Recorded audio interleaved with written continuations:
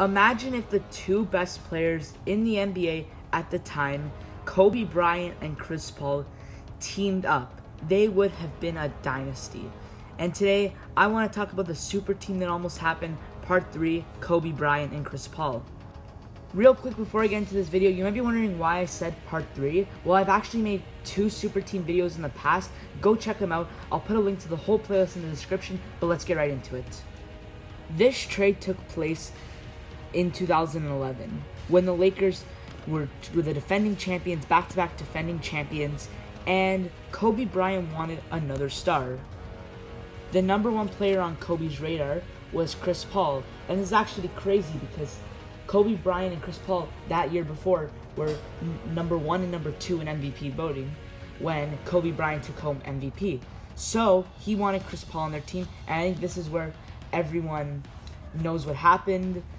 It's very famous how this trade got vetoed because the NBA thought it would be too unfair to have a super team of Kobe and Chris Paul like that.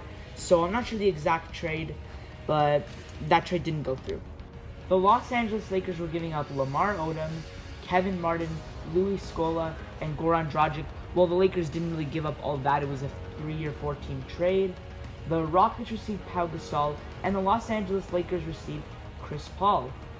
And we know what happened. This trade got vetoed by the NBA, and the Lakers went out. They got Steve Nash, Dwight Howard, and they formed a so-called super team, and that team was very disappointing and didn't work out. So imagine how different history could have turned out for Chris Paul, for Kobe, and just for the NBA in general. First of all, before we get into anybody's legacy, I want to talk about why this trade was vetoed. You might be thinking, how is Kobe and Chris Paul too good of a team? But just a few years later, the commissioner allowed LeBron, Dwayne Wade, and Chris Bosh. And even Adam Silver, he allowed the Warriors super team, now the Nets super team. Well, it's kind of a simple answer. David Stern owned the Hornets, meaning he got more money from the New Orleans Hornets than any other team. So by losing Chris Paul in a very unfair trade, David Stern and the NBA would be losing lots of money because there'd be less attendance, less revenue, and overall I think that's why he might have kept Chris Paul, just to keep money up, and that's why this trade was vetoed. But you never know, it could be another reason, but this is probably the reason. Now I want to talk about how drastically Kobe's legacy would have been changed. We all know Kobe Bryant had 5 rings and is a top 10 player in the NBA of all time, no question. But imagine how much Kobe's legacy would have changed if he got that 6th ring. He would have been tied with MJ, and on top of it, all of his rings would have come from three-peats. 2000, 2001, 2002 was his first three-peat, and then 2009, 2010, they won back-to-back, and in real life in 2011, they lost. But imagine they had Chris Paul. They probably would have won the title. They would have beat Dirk's Mavericks, who really knocked him out. And Kobe would have gotten his 2nd three-peat, changing his legacy a lot. Obviously, Chris Paul's legacy would have been changed a lot too, because Kobe and Chris Paul would have probably been a guaranteed ring, because like I said before, at the time, these were the 2 best players arguably in the NBA. And imagine Chris Paul had a ring. I think everyone would like that. And he wouldn't have had to go ring chasing with Houston, with Oklahoma, and with Phoenix.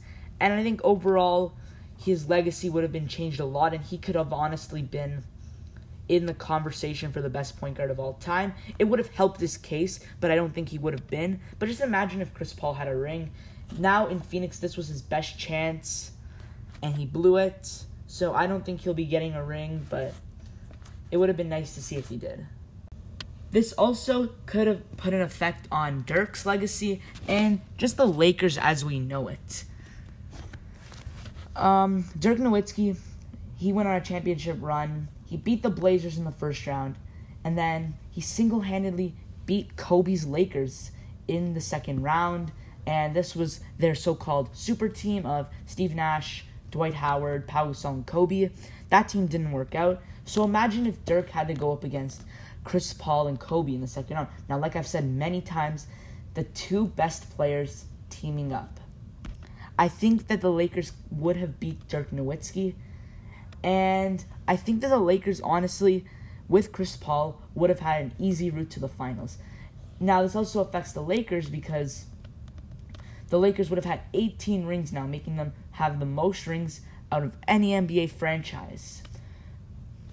This veto trade is really something to think about because throughout the course of Kobe Bryant's career, he never had a real point guard. He had Steve Nash a little bit, but that was for like 1 or 2 years, and Steve Nash was nowhere near his old self. His partner in crime throughout a lot of his reign was Shaquille O'Neal. So imagine he had Chris Paul. Shaquille O'Neal was long gone by now, but I think that team, Kobe and Chris Paul, I think that is honestly like, because Kobe really never liked his teammates. He said his favorite teammate was Pau Gasol, and that was one of the only teammates he got along with. But I think Chris Paul would have really been someone that he would have gotten along with, and it just would have changed the course of history. And I would have been curious to see how Kobe worked with Chris Paul, but it's all in the past. It's all because of money that this trade never happened, and that we missed out on a lot. You also have to put into perspective here that at the time Chris Paul was relatively young and he still had a couple good years. Kobe, he was getting to the end of his career, but he still had 2 or 3 good years left. So this team may not have even just won that 2011 championship. They could have even made Kobe 4-peat or even 5-peat, who knows.